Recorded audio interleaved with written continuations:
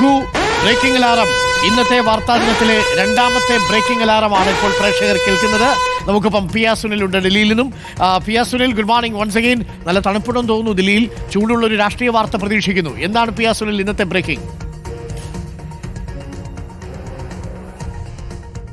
Good morning Arun. ഏതായാലും BJPയിലെ സംസ്ഥാന അധ്യക്ഷ തെരഞ്ഞെടുപ്പ് അധ്യക്ഷനെ തീരുമാനിക്കാനുള്ള ചർച്ചകൾ ദില്ലിയിൽ ചൂടുപിടിച്ച് നടക്കുകയാണ്. അതുമായി ബന്ധപ്പെട്ട ഒരു ബ്രേക്കിംഗ് തന്നെയാണ് നമ്മളിപ്പോൾ ഈ പ്രഭാതത്തിൽ നൽകുന്നത്.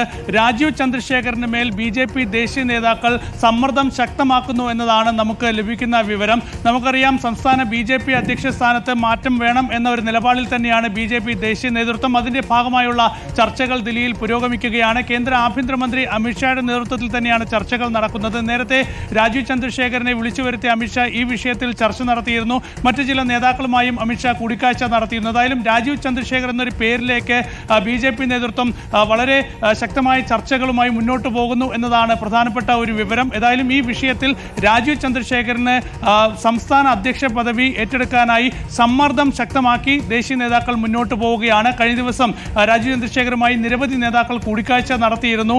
BJP അധ്യക്ഷ സ്ഥാനം ഏറ്റെടുക്കണം എന്ന ഒരു ആവശ്യത്തിൽ ഒരു നിർദ്ദേശമായി തന്നെ ദേശീയ നേതാക്കൾ രാജീവ് ചന്ദ്രശേഖറിനോട് ഈ വിഷയം ചർച്ച നടത്തുകയാണ്. ഏതായാലും ഇപ്പോഴും ഒരു ആശങ്കയാണ് രാജീവ് ചന്ദ്രശേഖർ ഈ വിഷയത്തിൽ മുന്നോട്ട് വയ്ക്കുന്നത്. പ്രത്യേകിച്ച് ഒരു സംഘടനാ ലീഡർഷിപ്പ് നേതൃത്വത്തിലേക്ക് വരുമ്പോൾ എങ്ങനെ മുന്നോട്ട് പോകും എന്ന കാര്യത്തിലൊക്കെ തന്നെ ചില ആശങ്കകൾ രാജീവ് ചന്ദ്രശേഖറിനുണ്ട്. പ്രത്യേകിച്ച് കേരളത്തിൽ വരുമ്പോൾ അവിടുത്തെ BJPയിലകത്തുള്ള ഗ്രൂപ്പ് ഉൾപ്പെടെയുള്ള വിഷയം ആശങ്കയായി രാജീവ് ചന്ദ്രശേഖർ മുന്നോട്ട് വയ്ക്കുന്നുണ്ട്. പ്രായോഗിക ബുദ്ധിമുട്ടുകളാണ് ഈ വിഷയത്തിൽ രാജീവ് ചന്ദ്രശേഖർ ചൂണ്ടിക്കാണിക്കുന്നത്. ഏതായാലും ഇക്കാര്യത്തിൽ ചർച്ചകൾ തുടരുകയാണ്.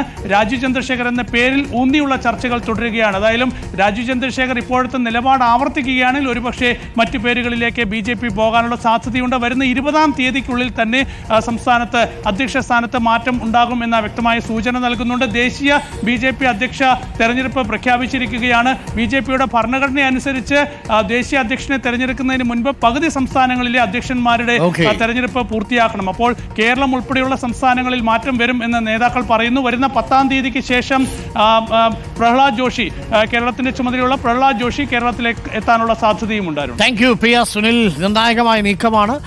രാജീവ് ചന്ദ്രശേഖരന് മേൽ സമ്മർദ്ദമേറുകയാണ്. ഇനി രാജീവ് ചന്ദ്രശേഖർ പറയുന്നത് കേരളത്തിൽ പോയിട്ട് ഇനി എന്ത് കാട്ടാനാണ്? കേരളത്തിലെ BJPക്കിടയിൽ നിൽക്കുന്ന ഗ്രൂപ്പ് പ്രശ്നങ്ങൾ, നേതാക്കന്മാർ തമ്മിലുള്ള പ്രശ്നങ്ങൾ, ഇതൊക്കെ പരിഹരിച്ച് വരുമ്പോഴേക്കും ഒരു കാലം കഴിയും.